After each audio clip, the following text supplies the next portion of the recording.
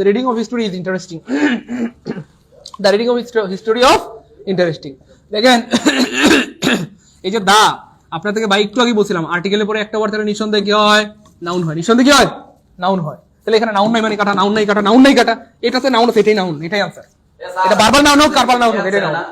সারাদিন ক্লাস নেন শোনেন না, মাশাআল্লাহ করবে, মাশাআল্লাহ, গুড, আল্লাহ শক্তি বাড়ায় দেখার। শুনেন না, এই যে আর্টিকেল পরে একটা ওয়ার্ড নাউন হয়, নাউন হয়, নাউন হয়, নাউন হয়, নাউন হয়, কয়বার বলছি বলেন? তাহলে এই যে আর্টিকেল পরে একটা ওয়ার্ড আছে নাউন হবে, তো এখানে নাউন নাই কাটা, নাউন নাই কাটা, আনকাউন্টেবল কি, এটা কি আবার দেওয়া, হি মেড আবার, যাই হোক, তাহলে নাউন নাই কাটা, তাহলে একটা অপশন নাউন আছে, এটাই আনসার। মজার ব্যাপার হচ্ছে দা এবং অফের মাঝখানে যদি কোনো ভার্ব আইএনজি থাকে, প্রিয় ভাই বোন আমার, দা এবং অফের মাঝখানে যদি কোনো ভার্ব আইএনজি থাকে তাহলে সেটাকে বলা হয় ভার্বাল নাউন। যেমন ধরেন the walking of Mominul sir is amazing. Mominul স্যারের হাঁটা এত সুন্দর, পিছন থেকে মিনিমাম 500 মাইয়া চায়া থাকে, ঠিক আছে? দা লাফিং অফ মোমিনুল স্যার, মোমিনুল স্যারের হাসি এত সুন্দর মানুষ চোখ ফিরে দিতে পারে না, ঠিক আছে? মনে করেন the talking of Mominul sir is really nice. Mominul স্যারের কথা এত সুন্দর, মানুষের ক্লাস করার সময় হা করে দেখাতে মশা মাছি রিক্রুটার পায়। তার মানে আপনি এখানে যা দেন দা এবং অফের মাঝখানে যে কোনো ভার্ব আইএনজি দিলে নাউন হয়ে যাবে। দ্য ওয়াকিং অফ, দ্য লাফিং of, the writing of, the reading of, the listening of, যা দেন দা এবং অফের মাঝখানে ভার্ব আইএনজি থাকলে সাধারণত সেটা কি হয়?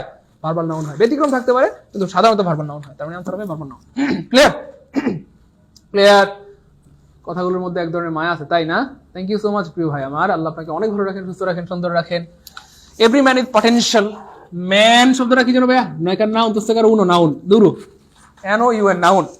ম্যান শব্দটা হচ্ছে নাউন। ভাই আপনাদের একটু আগে বলছিলাম একটা পরে একটা পারা ভালো নাকি একটা পরে 1000টা পারা ভালো? দেখেন প্রিয় ভাই বোন আমার, জাস্ট এটা মাথায় রাখবেন, নাউনের আগে এই পৃথিবীতে যেই বসুক নাউনকে মডিফাই করলে অ্যাডজেক্টিভ, অ্যাডজেক্টিভ, অ্যাডজেক্টিভ। বারবার বলছিলাম ওই যে কি জানো, pen, all pen, some pen, good pen, bad pen, যাই হোক, তাহলে এই যে এখানে দেখেন একটা নাউন আছে, এই নাউনের আগে এভরি আছে, সবাই আনসার করে আল্লাহ এটা প্রোনাউন। দেখেন দুবার আনসার করবে pronoun, pronoun, pronoun, pronoun, pronoun, pronoun. কিন্তু এটা কি প্রোনাউন? বলেন। এই যে চিলাচিলি করে যে ক্লাসগুলো করেন করেন করেন, বুঝতেছেন না। আজকে তাও ভালো, আলহামদুলিল্লাহ 700-800 বলবান ছিলেন, ভালো লাগতেছে, ক্লাস নিয়ে দম পাচ্ছি। তো এভাবে যদি রেগুলার 700-800-1000 স্টুডেন্টও ক্লাস করেন তাও ভালো লাগে। কিন্তু আপনারা দেখেন এত সুন্দর করে আমাদের নাসির স্যার, মুরুল স্যার ক্লাস নেয়, বা আমি ক্লাস নিয়ে আসি, আপনারা থাকতে চান না, এটা কিন্তু ঠিক না। ক্লাসগুলো করবেন, দেখবেন নিঃসন্দেহে অনেক কিছু শিখতে পারবেন। তো জন্মগতভাবে এভরি একটা প্রোনাউন, এবং এটা বলা হয় ইনডেফিনিট প্রোনাউন। কিন্তু এখানে তো সে প্রোনাউন না, প্রোনাউন না, প্রোনাউন না, মানে হ্যাঁ এটাই তো খেলা। বারবার বলছি যে নাউনের আগে যেই বসুক অ্যাডজেক্টিভ, অ্যাডজেক্টিভ, অ্যাডজেক্টিভ।